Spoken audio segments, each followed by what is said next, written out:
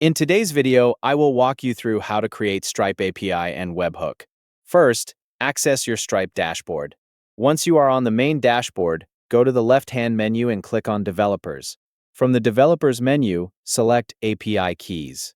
This will open the section where you can view your Stripe API keys. You will see two types of keys available: the publishable key and the secret key.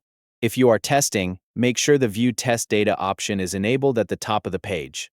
Then copy the test publishable key and test secret key to use in your application. When you are ready to use live payments, turn off test mode to view your live API keys. Keep the secret key private and do not expose it in public code or client-side scripts. Next, create a webhook.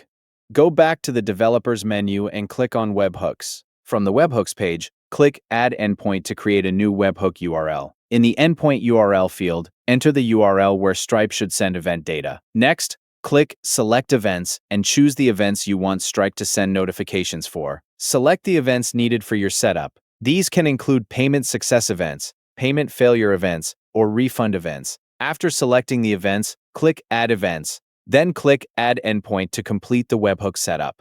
Once the webhook is created, Stripe will display a signing secret. Copy the signing secret and store it safely in your server environment variables. Your server should use this key to verify webhook signatures before processing incoming data.